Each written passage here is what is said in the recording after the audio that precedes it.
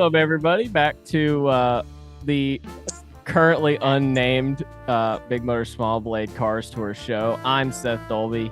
He's Chase Folsom. Front Stretch is lead Cars Tour reporter. Got it right. Nailed it. And we're here to talk about this week's Cars Tour race at New River All-American Raceway. Chuck, you were there. How was it? Are you happy that the Cars Tour is back?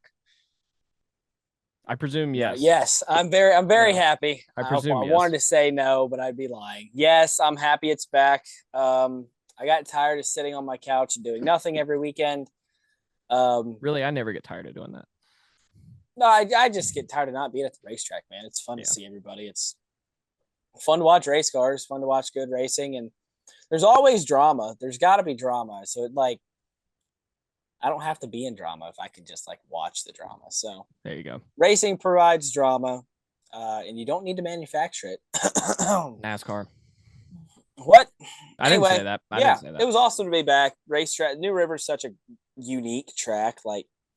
You're not going to find many abrasive, D-shaped 0.4 of a mile short tracks. Yeah, I'd kind of forgotten what the track actually looked like until I turned the race on, and it took me a minute. I was like, where I had to figure out where the camera was at because I got confused a few times. I finally figured it out. I'm a real detective. But yeah. Yeah, the front stretch throws people for a loop. It's so weird. And they'll run, especially because they save tires the whole time. They'll run right around the grass. Yeah. It looks kind of like Daytona, but a short track. Yeah. And you'll have a guy move half a lane up and somebody sticks their nose in there. Next thing you know, they're trying to wreck into turn one. It's and then you'll have the people.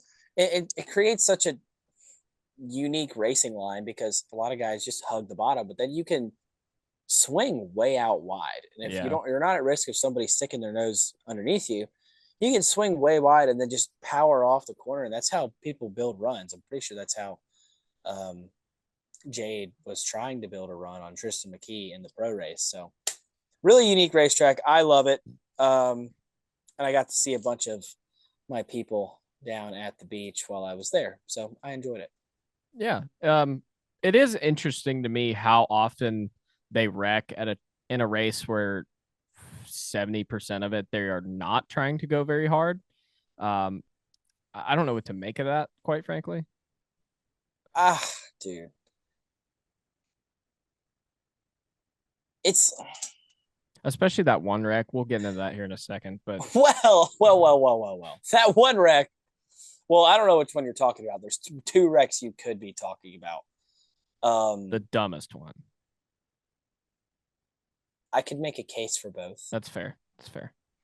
Both had a really stupid mistake in them. We'll just say that. Yeah. I think it's just everybody fighting for the bottom. Especially early on in the race, you've got 30 late models out there and everybody's fighting because after that first lap, everybody's going to settle down and get in line. And there's this mindset of, I'm starting outside row 10. I don't want to lose 10 spots getting freight train on the bottom because I didn't get down. So everybody fights to get down. And once you have a caution, as is the case in all forms of motorsports, cautions breed cautions. So which led to the big one. And then at the end, everybody just starts moving each other around. So yeah. Do I wish that wouldn't happen as much? Yes. But we're going to have cautions anyway, because if we don't get cautions, they're going to throw comp yellows. So, yeah, this is true. Yeah, I don't know. I believe you wanted to talk about Tristan McKee. Yeah, we can start with that. Yeah. I hesitated because I wasn't sure we wanted to get into this, but I think we do. So, look, I have to. My opinion is always going to be professionally given, right? Because I am, on some level, a journalist, and I do represent not only a company that is covering the sport, I represent the sport itself as I am covering the sport. So I'm never, even if I think what somebody did is wrong, going to just come out and absolutely bash a guy because that's wrong. And I'm not saying I would in this situation if I was just a fan. What I will say, for anybody that watched the end of the Pro Late Model race, if you didn't, Tristan McKee dominated the race. Jade Avedissian had a run on him on a late restart, and going off into turn 3, she tried to pass him around the outside, and he kind of just drove her up the racetrack, like didn't really attempt to make the corner, just kind of drove her straight up the track. Well, TJ DeCare drives by both of them, ultimately won the race, ended up getting DQ'd, so Jade won. But that move set up a wild sequence of events at the end of the Pro Late Model race, a race that was rather uneventful up to that point.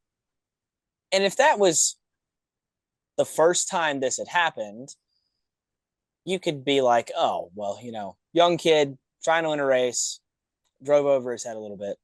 Whatever. It's just hard racing. The problem is that this is a reoccurring thing. Mm-hmm. This happened at North Wilkesboro. This happened at Tri-County. This happened at Hickory last year, all off the top of my head. It doesn't affect me any. If anything, it gives me something to talk about.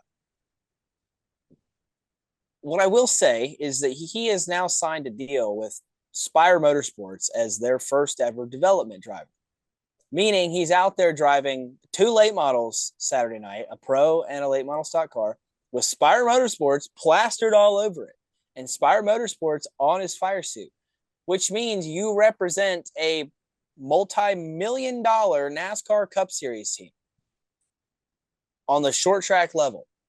Yeah. You have to. I mean, you don't have to.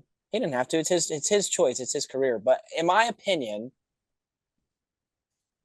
he's only going to hurt himself if he continues to do things like this, because eventually he's going to piss off the wrong person. You cannot keep getting away with racing like that forever. At some point, you have to show the ability to race someone and beat them outright. Because the more you do this, the more you create a negative image for yourself. And the last thing a multi-million-dollar NASCAR Cup Series team wants is for their 14-year-old development driver to have a negative image. Yeah. So I just think at some point he's got to clean it up a little bit before you cross the point of no return. Do we think 14 years old is too young to be driving a late model stock? What's your opinion on that? I got into this conversation last year. Because I'll be honest, I remember where I was. I vaguely remember where I was mentally when I was 14. Yeah, no one should have handed me the reins to a real race car. The problem with it is,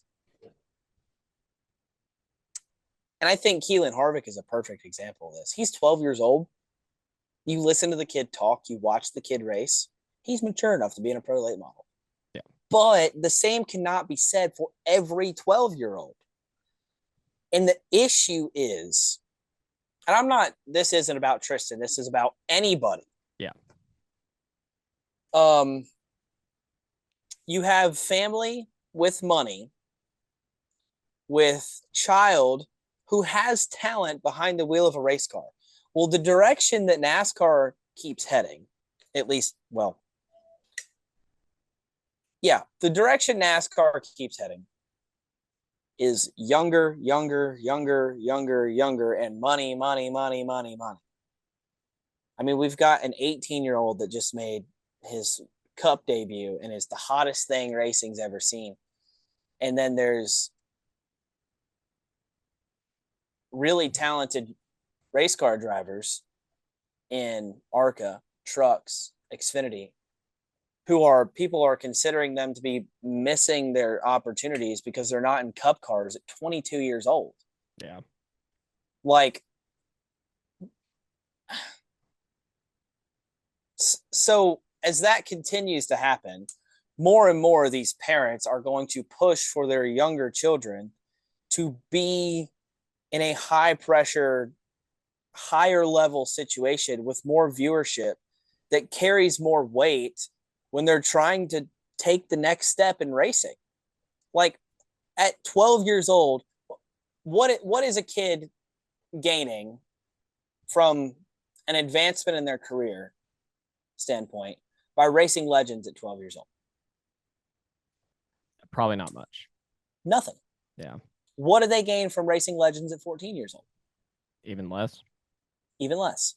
What do they gain from racing a late model stock car in the Cars Tour? A lot, unless you ruin your image. Right. But we've gotten to the point where I feel like parents feel as though they have to take that chance for their child's career. And I'm just going to say their child's career because I hate to break it to you, at 14 years old, that child is not making career decisions for themselves. That is a child. Yeah. That is a freshman in high school, if that. Like, I was still 14 in 8th grade. So I can't say you have to stop doing it because that's the direction the sport has gone. The direction has all the way at the top. It's like a snowball. It starts at the top and it works its way down and works its way down and works its way down, which is why we have 16-year-olds constantly pushing for truck rides as soon as they turn 16. Well, guess what? That means 2 years ago, you should have been in a late model if you want to be in a truck at 16. If you're 22, how are you supposed to compete with the 16-year-old hot shoe that's just as good as you wanting a truck ride? You're not. Yeah. Which means you should have been in a late model at 14, not 18. Which means you should have been in a pro late model at 12, not 16. So as long as the sport at the top keeps pushing younger, and then only giving them 2 years to develop before kicking them to the curb, this is going to keep happening at the regional level. And we're going to keep having these issues where you have developed race car drivers like Connor Hall, like Bobby McCarty, in a way having to race with development drivers at the same time. So now you have a series. I know I'm rambling a bit here, but now you have a series serving two purposes. Yeah. So I don't like it, but I can't hate on it. I can't knock it. I'm going to make this statement and then you can stray away or you can distance yourself from it if you'd like. Honestly, it's going to have to come down to the parents at some point. Yes, I totally get what you were saying, and it makes sense for a career to put your kid in a late model as soon as you can, if your goal is to get in the NASCAR Cup Series. At some point, though, you still need to remember that you're their parent, and when they start acting out, and I would call wrecking race cars and being a general shithead as acting out, it becomes, again, your responsibility to curb that, I would say. Now, again, if Chuck doesn't want to endorse that statement, that's fine. He can back away from it, but that's going to be my take on it. I can sum it up and say my generation as a whole, and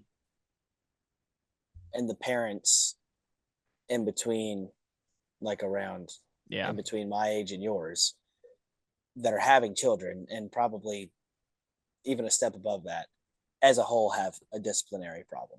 So it's not just in racing. I think it's also there's like a wide. I think there's in our, so believe it or not, Chuck and I are actually the same generation. It might not be obvious, and I'm on one very far side of that generation, and Chuck is more toward the middle to the end of that generation. But I think we have different. Our parents are vastly different in age, and I think that in a large chunk of us, there's a group of us, and I know a bunch of us. There's a group of us that had older parents and grew up significantly more old school, and then there's some that had basically like millennial parents and grew up in the new age. So there's a big disconnect there somewhere, and I think it kind of falls more in where you line up in that. Yeah. And the last thing I'll say on it before we actually talk about some other stuff. Yes. Everybody wants, you know, I'm not going to say it's a good thing or a bad thing. I'm just going to say I think it's the direction that they're headed. I think at some point in time in the near future, the Cars Tour will be a NASCAR owned and operated product. And people might not want to hear that. And there's a section of people who are going to be turned off by that and will turn away and not embrace the series like they are. And there's a whole other section of people who will. But I just think that with the direction that NASCAR and stock car racing are going with younger, like I said earlier, they are going to take the initiative to have a more buttoned up series that is not ARCA, that is used to develop people specifically from the age of 12 to 14, 12 to 15, because then you can get in a truck at 16 years old. Why not have that under the NASCAR banner? People aren't going to like that. In my opinion, I think it'll go there one day. And I don't think that day is too far down the road. So. Yep. Well, neither here nor there. We did have a race this weekend. And it was not won by a 12 to 15-year-old. It was won by Connor Hall. Who is old? How old is Connor Hall? He's not old. Hold on. I'll tell you. He's not old. I just like picking on him. But yes, while Chuck looks that up, he debuted for Junior Motorsports. Well, in the Cars Tour. Did he run? He ran a race somewhere. He ran the Fall Brawl last year and won, and then he ran the Icebreaker this year. Yeah. So not his debut for Junior Motorsports, but his Cars Tour debut for Junior Motorsports, and obviously won. That car is the best in the field, and now with the departure of Carson Kvapil and Brendan Butter being queen from the Cars Tour, I would say that Connor's definitely the best driver in the series now. I don't think that's controversial. What do you think? As a drive, well, I'm not going to say that because there's a lot of really talented race car drivers in that field, but as a driver team resources combo, I don't think the pressure is on them to not lose. Yeah, put it that way. By the way, Connor's 27, so he's ancient. Okay. Damn, he's older than me. I hope he hears that. I hope he hears me call him a dinosaur. Yeah. Hi, Connor, you old ass.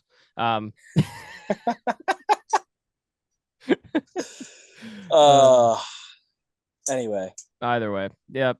Yeah. So, yes, as a collective of team and resources and driver and experience, they are the best combination the series has. And I think they're absolutely the title favorites. I hope somebody jumps up and proves me wrong because I want this championship battle to be compelling. But I think as it stands right now, if they don't win this championship, it's on them. Speaking of champions, 3-time champion Bobby McCarty finished second, and Chuck caught up with him after the race. First outing with your new McCarty Motorsports team, and you run second. How do you feel right now? Is this something you guys expected to come out here and do? Hell no. I mean, honestly, man, I was just finish on the lead lap and keep it clean. That was my biggest concern today. And then as the race went longer and longer, like I just kept waiting for somebody to start making moves, and nobody really started to make moves. And around lap 60, like I started to, I mean, in the end of the day, man, we was in the hunt. And first run out the gate to be able to do this, man, it means the world to me. It means the world to my family. I want to thank all my sponsors: Graphic Solutions, Champion Automotive, Bilstein, DMS, Slinger Speed Company, Bell, David West, Forrest Reynolds. I bugged the hell out of Forrest this whole week and last week just asking questions about the car. And Forrest has been a really big help, and Cessna and Curtis and like my mom, my dad, BJ, just everybody on this deal, man. This is, I know we didn't win, but we completely exceeded my expectations for today. And to me, that makes it feel like a win for sure. So as you guys heard, Bobby himself was shocked to run second. I don't think many of us are because it's Bobby McCarty and he's like a staple of the Cars Tour and is really good anywhere he goes. But he was shocked because if you guys didn't understand what that question was about, that was his first race with his new McCarty Motorsports team, no longer with RNS race cars. So he didn't really know what to expect. He has said, I asked him later on in the interview, and he was adamant that he's not going to run the full tour because he wants it to be fun. He doesn't like the direction the tour is headed, which there are some guys that have that opinion, and they're kind of circles back to the whole younger crowd. He is on the opposite end of the spectrum there, and his opinions on the series. But nonetheless, it was awesome to have him there. He's anytime you get to talk to Bobby McCarty, he's fun. He's just got this. He's got such like a, I guess like a vibrant personality. Like anytime you talk to him, he's usually in a good mood and he's fun to talk to. I don't know if you guys could tell by the interview. He did a lot of work in the off season. As in he lost like 50 something pounds, I think it was. Wow. And quit drinking. So shout out to Bobby making some big time life decisions. Nice. And it translated to second in his first race with his new team. So I think he's probably going to stick to that formula from here on out. Yeah. Now I was going to go to a big spiel, but I don't want this to turn into an AA meeting. All right. Speaking of championship, I thought you were about to say speaking of AA meetings. No. Speaking of championship hopefuls, though. Oh, man. Ryan Millington, I would honestly at this point put them, I think it's fair to put them as possible champions, or at least in that conversation. They had a hell of a day. Got into what, 2 incidents, correct? I don't know. So I know the first one was the big incident that we haven't touched on the incident. So I guess we could talk about it now. Yeah. Why are we missing shifts in the year 2025? There's just so many. There's so many gears. There's like 1, 2, there's like 4 of them. Like it's a lot, dude. Like I love Jake Bowman. He is so nice. I say this about a lot of people, but this is kind of the general consensus about everybody in the car stores, that they're all really nice people and are a joy to talk to. Jake Bowman is one of them. Jake, come on, man. You're on the front row. What are we doing missing shifts? So yeah, that caused a stack up, and Ryan was the first to take a lot of damage from the accordion. Jared Fryer literally drove through his left rear and went airborne. Minnie Tyrell drove through the back of Jared Fryer and was driving a modified from that point on. Yeah. But Ryan, so if you guys can go to, maybe we can pop a picture in here, but you can go to his Facebook, and they literally had to duct tape the entire back window because the wreck broke the back glass out. Yeah. And they used an old crush panel and like taped it on in front of the front side of the left rear to tape the fender back together to give that old crush panel, which actually came from the car that like Saturday night, it ripped out of the car.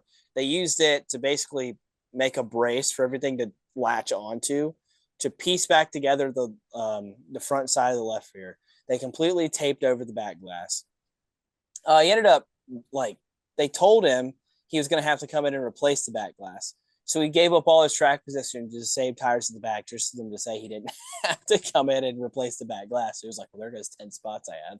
Yeah. They were really good last year. Picked up the win at Florence. They were 4th in the standings at the end of the year. They easily could have been 3rd or 2nd had things gone their way. Honestly, they could have won the title had a couple races gone their way.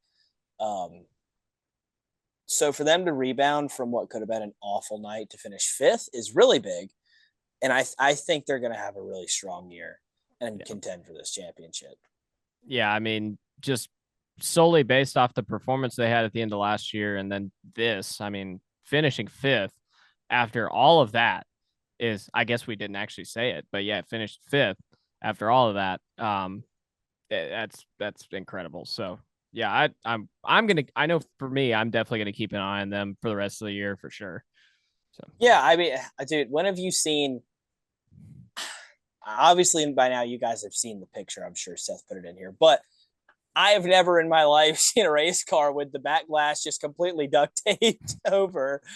I'm kind of surprised that was like acceptable. Allowed. Yeah, me too. I don't I know think about they that were one. too. They were just kind of, and I want to take a minute to quick shout out. So Cars Tour has this open, or it's called a, I think in other forms of racing, this is called an open red, but they call it a red yellow. Mm. So basically everybody is under red, but the teams are allowed to work on the cars. Yeah. And they use this during like extensive cleanups because when you have a group of guys ready to work on a late model, there's no point in letting them sit there for 10 minutes and do absolutely nothing.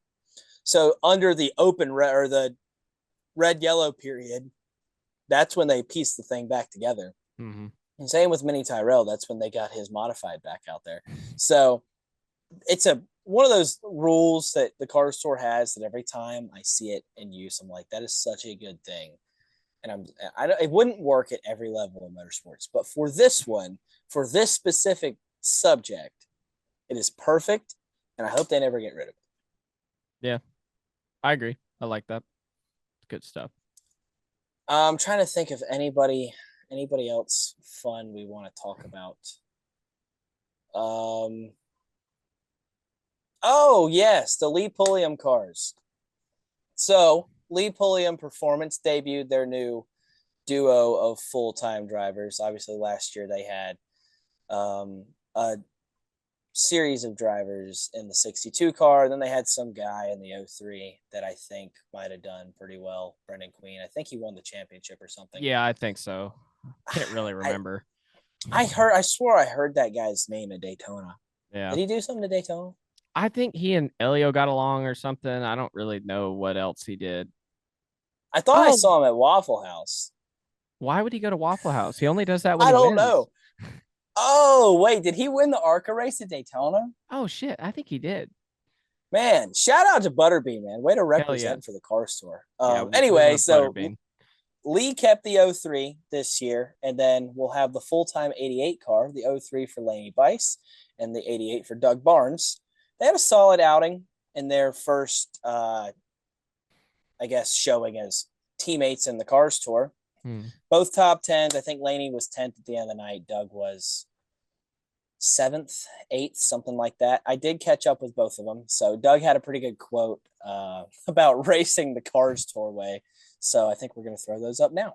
Weren't up there the whole time, chose the tire saving strategy. So do you feel like that was the right move in the end? Yeah, man.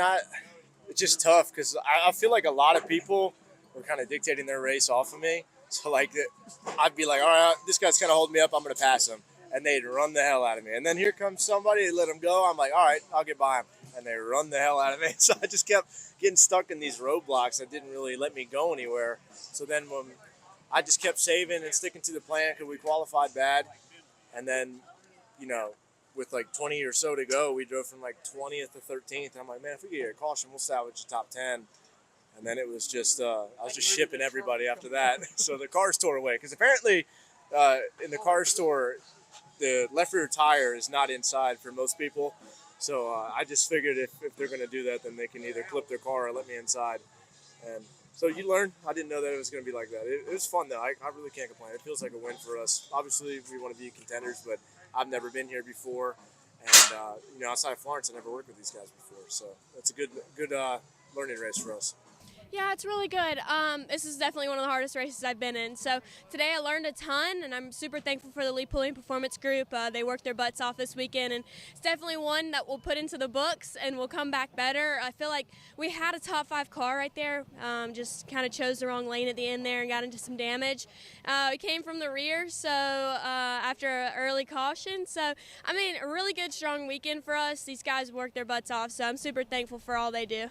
Well, I guess we are just shipping people. I don't know. I mean, that seems pretty Cars Tour to me.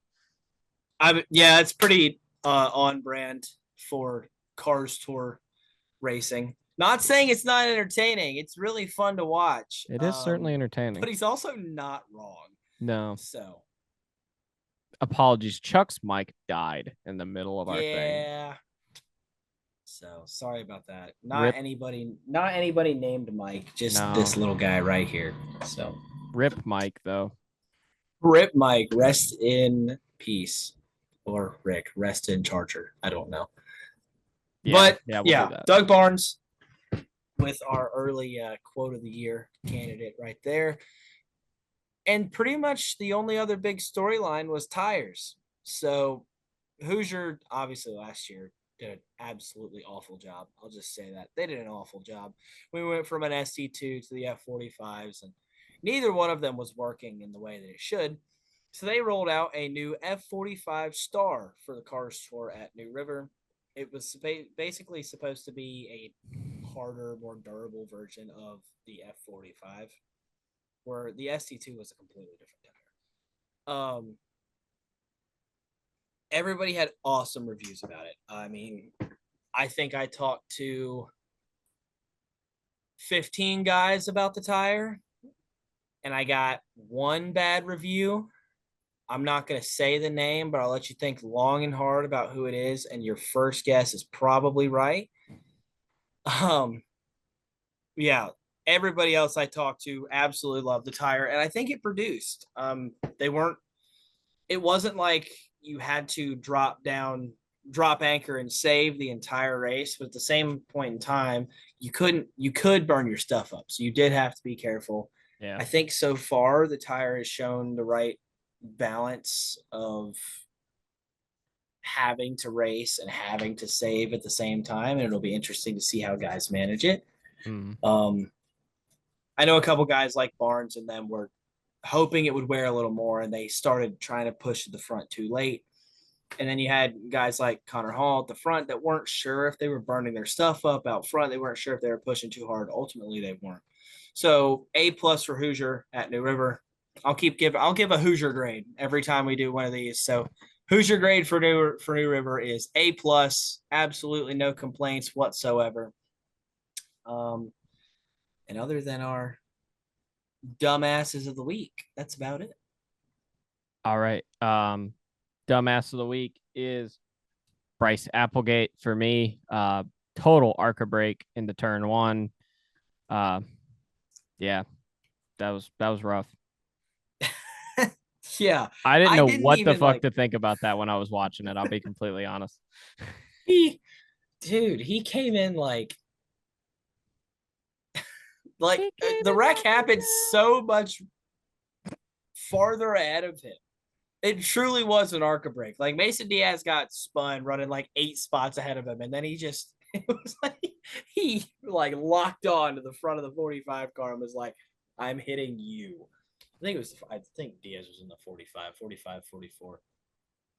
41 actually. Either way, he locked onto that thing and hit it head on. So if that was his target, he succeeded.